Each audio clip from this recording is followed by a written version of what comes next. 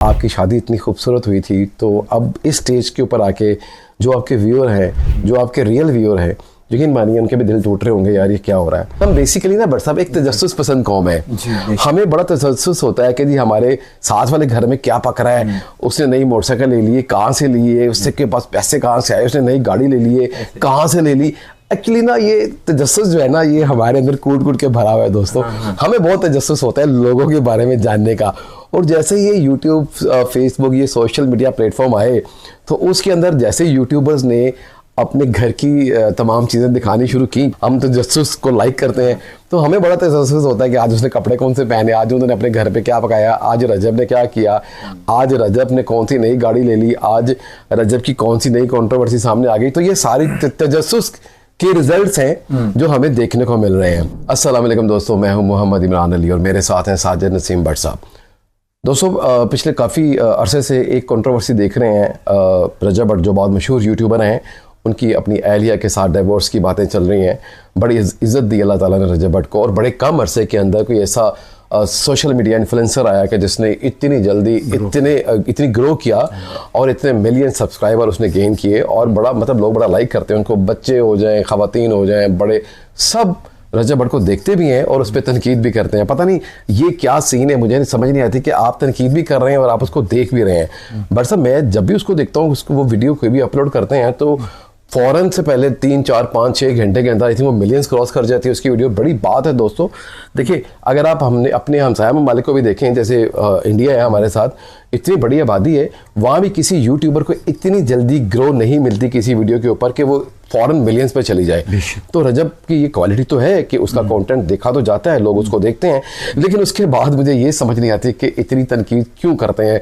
वो कोई भी काम करे उस पर तनकीद की जाती है। मतलब इसमें कोई दो राय नहीं है कि हम जब कंटेंट बना रहे होते हैं तो ना चाहते हुए भी बाज़ औक़ात हमारे मुंह से ऐसे अल्फाज निकल जाते हैं जिनको शायद हमें सेंसर करना चाहिए। शायद वो रजब का कोई ऐसी सेंसर पॉलिसी नहीं है, तो वो जो बनाते हैं उसको एज इट इज़ ही अपलोड कर देते हैं, जिस वजह से उनको माजी के अंदर बहुत से मसाइल का भी सामना रहा और वो मतलब मुल्क से बाहर भी चले गए, फिर वापस आ गए। बट सब जैसे आपने पीछे देखा कि रजब की शादी भी जो पिछले दिनों हुई, अब तो माशाल्लाह बेटा भी है इसका, अल्लाह उसको ज़िंदगी दे। तो वो बड़ी धूमधाम से शादी हुई और बड़ी ट्रेंड की, और मतलब सोशल मीडिया पे हमने देखा कि ये सबसे बड़ी शादी थी अब तक की, और वहाँ भी बड़ी कंट्रोवर्सी क्रिएट हुई गन के हवाले से और शेर के बच्चे के हवाले से। मतलब खैर वो तो उनकी एक अपनी चीज़ें हैं, लेकिन एक बड़ी एक लाविश शादी उसने की, और उसने आपने बताया भी कि मैंने अपनी तमाम ख्वाहिशात को पूरा किया। तो बट साहब अब आज जो वीडियो बनाने का हमारा मकसद यह है, वो ये है कि इतना कुछ होने के बाद, इतना पैसा होने के बावजूद, इतना फेम होने के बावजूद, जो लोग सिर्फ सोचते हैं, ख्वाब देखते हैं कि हमारे भी इतने फॉलोअर्स हों, हमारे भी इतने व्यूज़ आएँ, इतना कुछ होने के बावजूद आज वो बंदा, मैं उसका एक पॉडकास्ट देख रहा था, और रेहान तारिक का एक पॉडकास्ट था, उसके अंदर वो बातें कर रहा था। बट साहब उसके अंदर मुझे वो अग्रेशन और वो एटीट्यूड नज़र नहीं आया जो रजब के व्लॉग्स के अंदर नज़र आता था ना। एक बड़ा एक ब्लंट और बातें करना, वहाँ पे वो बड़ा डाउन टू अर्थ होकर सारी बातें कर रहा था। तो बट साहब इतना कुछ होने के बावजूद अब उसकी कंडीशन यहाँ आ गई है कि वो जो उसकी शादी इतनी धूमधाम से हुई थी, वो तलाक की नौबत आ गई है। अब बट साहब आप एक सीनियर आदमी हैं, आपका ज़िंदगी का बहुत तजुर्बा है, छोड़ दें सोशल मीडिया को, छोड़ दें यूट्यूब को, छोड़ दें फेम को, पैसा वैसा ये सारी चीज़ें तो मिल जाती हैं। बट साहब ये क्या हालात बने होंगे आपके ख्याल में कि वो जो नौबत है वो तलाक तक आ गई? दरअसल बात यह है कि जैसे आपने कहा ना कि रजब भट्ट के बहुत ज़्यादा व्यूअर्स आते हैं, तो उसने स्ट्रगल की है, मेहनत की है, उसने अपना यानी कि दिन रात एक मेहनत से वो आगे बढ़ा है।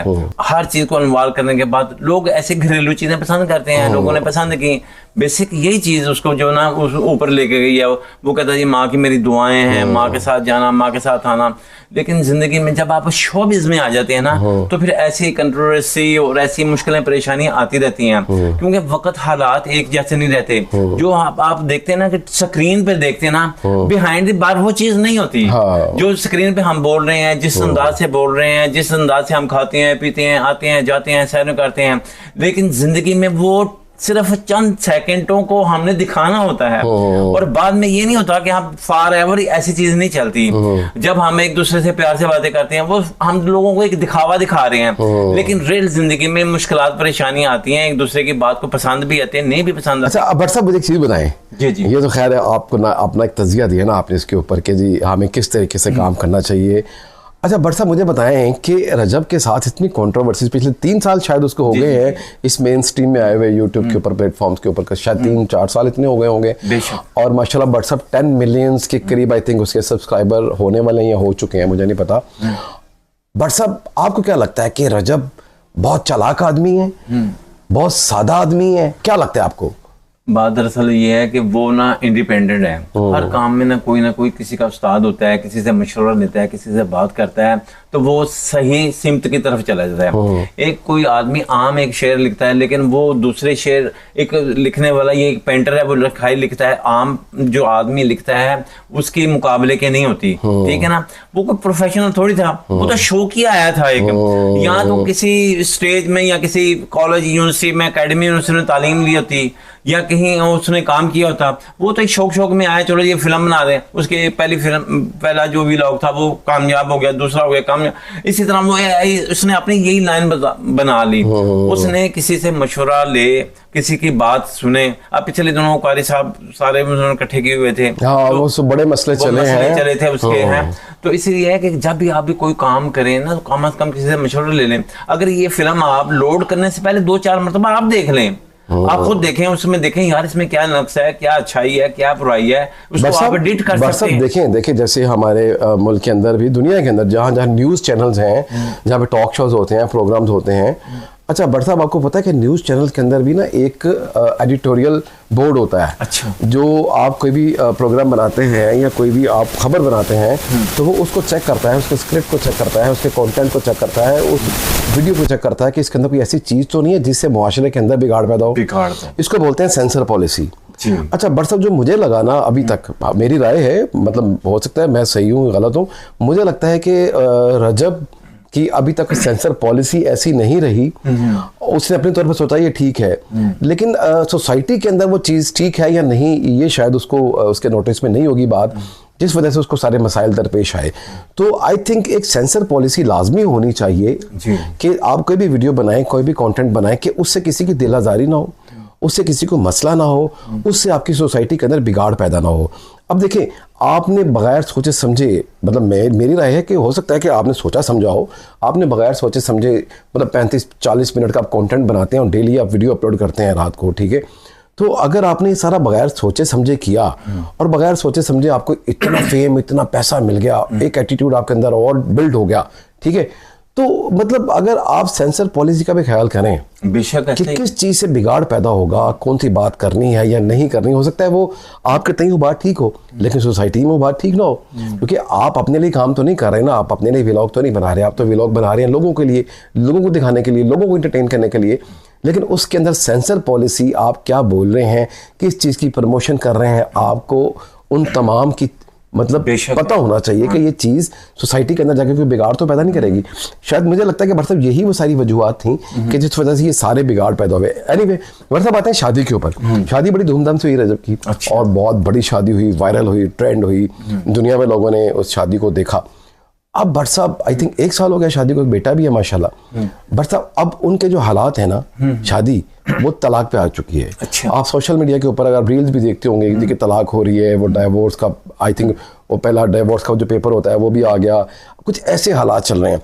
जब भट्ट साहब मैंने अच्छा मैं रजब के व्लॉग्स कभी रील्स में देखता हूँ, कभी सामने आते हैं, अच्छा लगता है, इंटरटेन कर रहा है एक बंदा, ठीक है यार बस सही है, आप उसको इंटरटेनमेंट तक देखें। अच्छा, एक जो होता है ना जेलसी का आंसर, कि आप किसी को देखे जेलस होना शुरू कर दें, उस बेस पे आप तनकीद करें, मुझे लगता है ये गलत है। क्योंकि अल्लाह ने उसको इज्जत दी हुई है, वो काम कर रहा है, 10 मिलियन उसके सब्सक्राइबर हैं, उसमें कोई ना कोई ऐसी चीज़ तो होगी ना जिस वजह से अल्लाह ने उसको इतनी इज्जत दी है, तो हमारा भी फर्ज बनता है कि हम भी उसकी इज्जत करें। सीधी सी बात है, आप खुश हो, ठीक है। हाँ, जो गलत चीज़ें हैं आप उस पर बात करें, लेकिन उस पर भी एक अखलाकियात के दायरे में रह के बात करनी चाहिए। अब लोग कहते हैं वो अपनी माओ को दिखाता है, बहनों को दिखाता है, सर मेरी बात सुनिए बट साहब, ये उसका अपना है, अपने, हाँ, हम इस पे उसका अपना फेयर हो सकता है वो अफोर्ड कर सकते हो, हाँ, सपोज मैं अपनी बात करता हूँ, हम नहीं अफोर्ड कर सकते, हम नहीं करते, हो सकता है वो अफोर्ड कर सकता हो, लेकिन अगर आपने उस पर भी तनकीद करनी है ना, तो मेरा ख्याल है कि एक दायरे के अंदर रह के, खलाकियत के अंदर रह के, मतलब देखिए अब वो पूरी दुनिया में लोग उसको देखते हैं, चाहते हैं, जानते हैं, तो कम से कम मतलब एक खलाकियत के दायरे में रह के तनकीद करें। अच्छा भट्ट साहब, तलाक की बात कर रहा था, भट्ट साहब क्या हालात बन गए होंगे कि यार इतना कुछ होने के बावजूद, इतना पैसा होने के बावजूद हालात जो हैं, शादी जो है वो तलाक पे आ गई है। हाँ, तो वही ऐसे मैं बता रहा हूँ ना कि जो देखते हैं ना हम, जो उन्होंने कॉन्ट्रैक्ट बनाया, जो क्या, वो तो चंद आधे घंटे का, मिनट का होता है, बाकी जो 23 घंटे या 22 घंटे है ना, वो उनकी जिंदगी की, अपने जिंदगी के लाज़िमात जो उन्होंने पेश करने हैं, जो उनके वाकयात होने हैं, जो हालात होने हैं, उनके साथ ही होने हैं ना। हर वक्त एक जैसा मूड तो नहीं रहता ना, मियाँ बीवी का नहीं, बहन भाई का नहीं, यार दोस्तों का भी नहीं होता। और इसमें है कि इसमें एक दूसरे को ना बर्दाश्त करना चाहिए। बाद में ऐसा होता है कि मुझे फेम मिल गया ना, तो मैं ना लॉर्ड में रहता हूँ कि हर चीज मेरी ना कहने से के मुताबिक हो, मुझे चाहा जाए, प्रोटोकॉल मिला जाए। देखे ना, वो कहते हैं ना, मारा जो तूने फूल और पत्थर से काम नहीं, इसका यही होता है। आप किसी को बहुत चाहते हैं, प्यार करते हैं, अब जरा सा इनकार कर देंगे ना तो वो रूठ जाएगा, ठीक है। ऐसे होता है, मियाँ बीवी का रिश्ता एक ऐसा नाजुक होता है, सांस लेने से ही टूटता है और सांस लेने से ही चलता है। वाह वाह, सांस लेने से ही टूटता है और सांस लेने से ही चलता है। तो यह है कि एक दूसरे का ख्याल करना चाहिए और एक दूसरे का अदब करना चाहिए। जिंदगी जो ना बराबर चलनी चाहिए, लेकिन सदा वक्त एक जैसा नहीं रहता, ठीक है। सदा वक्त मूड एक जैसा नहीं रहता। मैं हर वक्त मैं लोगों को दिखाने के लिए हंस रहा हूँ, बोल रहा हूँ, लेकिन मुझे पता नहीं बीच में क्या काम है। अच्छा वैसे मैं वैसे ना बड़ा बात ना अप्रिशिएट करता हूँ यार, उस बंदे को बड़ी बात है, क्या बंदा डेली कंटेंट अपलोड करता है और 35 से 40 मिनट का, पर सब बड़ी बात है यार। मतलब आपने अपनी पूरी जिंदगी दांव पे लगा दी एक व्लॉग बनाने के लिए, अपना पूरा दिन दांव पे लगा दिया, आपने सेक्रीफाइस किए, आपने अपनी माँ को टाइम नहीं दिया, बहनों को टाइम नहीं दिया, वाइफ को टाइम नहीं दिया, आपने अपने दोस्तों को इतना टाइम नहीं दिया, क्योंकि आपका फोकस व्लॉग के ऊपर है, आप लोगों को इंटरटेन करने जा रहे हैं, ठीक है। तो बट साहब मैं तो ये सारी कंट्रोवर्सीज देख रहा था पिछले काफ़ी दिनों से, मैं ये सोच रहा था यार कि चलो इस पे किसी दिन बात करते हैं यार, थोड़ा सा एक दूसरे को स्पेस दिया करें यार, इंसान से गलतियां होती हैं। एक्चुअली मैं बात करूँ, एक्चुअली जो उनकी तलाक के हवाले से खबरें जो है ना बड़ी गर्म है आजकल। देखिए बट साहब, जो और जो यूट्यूबर्स हैं या जो और सोशल मीडिया से रिलेटेड लोग हैं, उनको तो एक मसाला मिल गया ना कि जी रजब भट्ट की तलाक होने जा रही है, तलाक, कोई कह रहा है कि तलाक हो गई है, कोई कह रहा होगी, मतलब अजीब सा मतलब एक तमाशा बना हुआ है। ये तो उनके घर का अपना मामला है, तो आपको दिलचस्पी लेने है कि करने की जरूरत है इसको। हाँ ठीक है। अब देखिए लोगों को तो व्यूज चाहिए ना, लोगों को व्यूज चाहिए।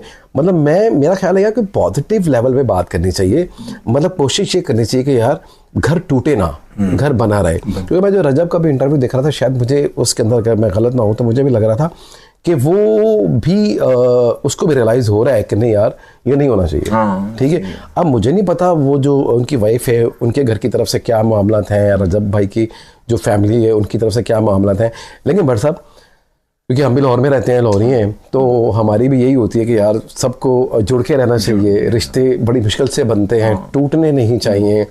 देखिए भट्ट साहब, जब बच्चे हो जाते हैं ना फिर बड़े मसाइल हो जाते हैं, तो आपको बहुत से जो काम है, बहुत सी अपनी ईगोज़ जो हैं वो बच्चों की वजह से सेक्रीफाइस करनी पड़ती हैं, आपको कॉम्प्रोमाइज़ करने पड़ते हैं। तो मतलब ये छोटी सी वीडियो बनाने का मकसद सिर्फ इतना ही है, वो ये ना गिव एंड टेक का साहब है ना, कि किसी मतलब आप बर्दाश्त कर लिया, किसी मतलब उसने बर्दाश्त, जिंदगी तो वैसे ही चलती है। अगर मैं ये कहूँ जी हर बात मेरी ही कहने पे चलेगी, हर बात मेरा ही हुक्म चलेगा, तो ऐसा कभी ना हुआ है, ना होता है, ना होगा। तो अब मतलब हमारी तो खैर वो नहीं बनता, लेकिन सिर्फ यही है कि हम भी आपको लाइक करते हैं, ऐसी तो कोई बात नहीं है। तो सिर्फ यही है कि अगर आपको लगता है रजब साहब कि अगर आपकी तरफ से कोई गलती हुई है, अगर आपको लगता है कि आपने प्रॉपर टाइम नहीं दिया, तो मेरा ख्याल है कि आपको भी रियलाइज़ करना चाहिए। अगर आपको आपकी अहलिया की तरफ से उनकी तरफ से कोई अगर मसला है तो उनको भी रियलाइज़ करना चाहिए और इस रिश्ते को जोड़ के रखना चाहिए, तोड़ना नहीं चाहिए। तो हमारी दुआ भी है कि आप खुश रहें, हमारी हमदर्दियां भी आपके साथ हैं, और हमारी नसीहत है कि सुलझाओ उलझाओ मत। उलझा तो हर कोई देता है, सुलझाना काम है, देखते हैं आप सुलझाते हैं या उलझाते हैं, जो आपने कामयाबी से उसको सुलझाना है। चले, तो बस इतनी सी बातें थी हमारे दिल की, तो मैं चाह रहा था कि इसको शेयर किया जाए। तो अगर रजब साहब अगर आप तक भी हमारी ये वीडियो पहुंचे तो आपने भी कमेंट लाजमी करना है और अपनी राय लाजमी देनी है। और जो दोस्त इस वीडियो को देख रहे हैं और जो रजब फैमिली के भी सब्सक्राइबर हैं, उनकी क्या राय है जो हमने बातें की हैं कि रजब साहब को क्या क्या करना चाहिए।